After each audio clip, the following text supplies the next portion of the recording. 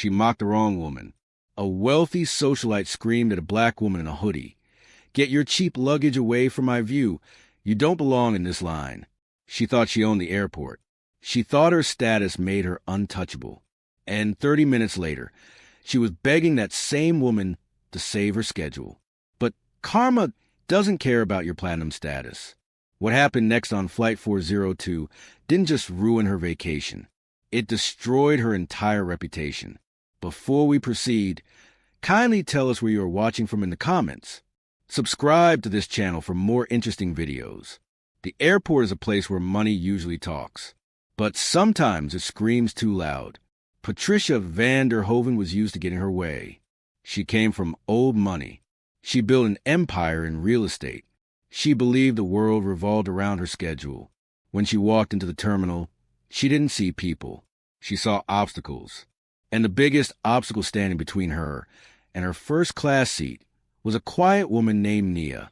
Nia was standing in the priority lane, wearing a simple hoodie, looking at her phone. Patricia didn't see a person. She saw a target. It started with a sigh, a loud, exaggerated sigh. Patricia tapped her foot. She checked her gold watch. She glared at the back of Nia's head. Nia didn't move. She was reviewing a checklist on her phone. Focused. Calm. Patricia couldn't handle it. She stepped forward. She cleared her throat. Aggressively, Nia turned around. She smiled politely. She shifted her bag slightly to make room. It wasn't enough for Patricia. "Excuse me," Patricia said. Her voice was sharp, like glass. "This is a priority lane. 4 first-class passengers and Diamond members only." Nia nodded. "I know." She turned back to her phone. This was the wrong answer. Patricia expected an apology. She expected fear. She expected Nia to scramble away to the economy line. The silence insult her. It insulted her bank account. "Are you deaf?" Patricia screamed. Heads turned. "I said this is for first class. The economy line is back there with the rest of the herd. Move." Nia turned again. The smile was gone. Her eyes were steady. "I am in the right line, ma'am. Please wait your turn." Patricia gasped. She looked around the terminal, inviting others to share her outrage. "Ma'am, do you know who I am? I am a Van der Hoven. I could buy this entire airline, and you are blocking my path." She reached out. She touched Nia's shoulder. She tried to shove her. Nia stood firm, like a rock. The gate agent looked up. He saw the commotion. He saw a wealthy woman in a designer coat shouting at a young black woman in sweats. He saw trouble. Patricia waved him over. "You, agent, do your job. Remove this person from the priority lane. She is harassing me. She is blocking boarding. She clearly doesn't have a ticket." The agent looked at Nia. Nia didn't speak. She just held out her phone. The boarding pass was digital. The agent hesitated. He was intimidated. Patricia was a frequent flyer, a loud one. If he upset her, she would call corporate. She would demand his badge. "Ma'am," the agent said to Nia, "maybe it's best if you just step aside for a moment. Let Mrs. Van der Hoven board." It was a failure of justice. Nia looked at the agent. She looked at Patricia. Patricia was smirking, a cold, victorious smirk. Nia didn't argue. She didn't scream. She picked up her bag. "Fine," Nia said. "I'll step aside." Patricia laughed. A cruel sound. "Finally, learn your place." Patricia marched past her. She bumped Nia's shoulder on purpose. Hard. "Next time," Patricia whispered, "take the bus." Nia watched her go. She didn't look angry. She looked patient. She checked her watch. "See you soon," she whispered. Patricia settled into seat 1A. She drank her champagne. She texted her friends. Had to put some trash in its place at the airport. Ugh, the nerve of people these days. She felt powerful. She felt validated. Minutes passed. The plane was full. The doors were closed. But the engines didn't start. 10 minutes. 20 minutes. The air conditioning wasn't on full power yet. It was getting warm. Patricia huffed. She rang the call button. Again and again. A flight attendant hurried over. "Yes, Mrs. Van der Hoven? Why aren't we moving?" Patricia demanded. "I have a meeting in London. My time is worth thousands of dollars a minute. Why are we sitting here?" "We are just waiting for the captain, ma'am," the attendant said. "Final checks." "Well, tell the captain to hurry up." Patricia snapped. "This is unacceptable."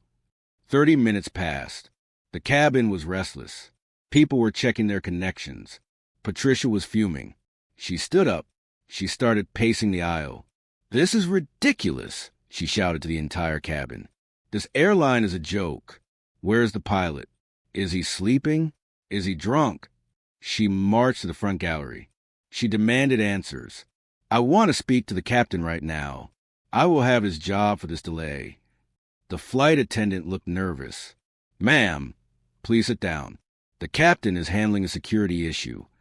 "I don't care about security." Patricia screamed.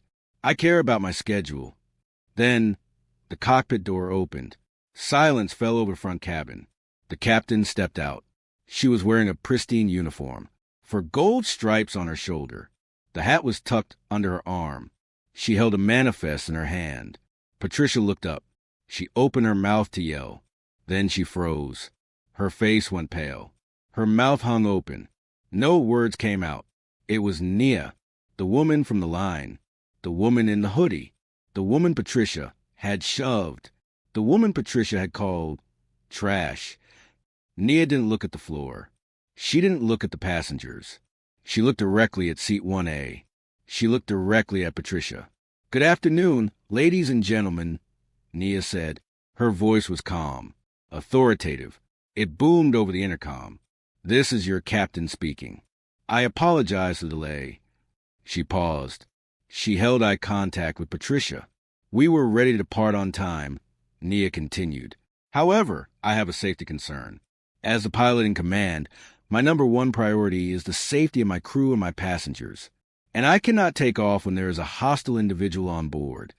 Patricia shrank in her seat. She tried to make herself small. The arrogance was gone, replaced by pure panic. Nia walked down the short aisle. She stopped in front of seat 1A. "Mrs. Van der Hoven," Nia said. She used the name from the manifest. "You seem to be in a rush." Patricia stammered. I didn't know. I didn't know it was you." "You didn't know I was a captain?" Nia asked. "Would it have mattered if I was a doctor, a teacher, a mother, or just a human being?" Patricia looked down. I'm sorry. Let's just go. Please. I have a meeting." "You told me to learn my place," Nia said quietly. "My place is in the cockpit, flying this aircraft. Your place was in seat 1A. But you violated the code of conduct. You assaulted a crew member. You disrupted the boarding process." Nia stood tall. "I am the captain of this vessel, and I am designating you a security risk." Patricia's eyes went wide. No, you can't. Do you know how much I paid?" "Karma doesn't care about your bank account," Nia said. Nia nodded to the door. 2 airport police officers stepped onto plane. They had been waiting. "Ma'am," the officer said, "grab your bag. You're coming with us." "This is insane," Patricia cried. "She's doing this out of spite. I'll sue." "You touched a pilot," the officer said. "That's a federal offense. Let's go." The entire first-class cabin watched. Some people took out their phones. They recorded the wealthy socialite being escorted off the plane like a common criminal. She dragged her expensive bag down the aisle. Her face was red with shame. Her empire of arrogance had crumbled in seconds. Nia watched her leave. She didn't smile. She didn't gloat. She just turned to the flight attendant. "Close the door," Nia said. "We have a schedule to keep." The flight arrived early. Patricia missed her meeting. She was banned from the airline for life. She learned a hard lesson that day. Never judge someone by their clothes. And never, ever mock the pilot. Subscribe to this channel for more interesting stories.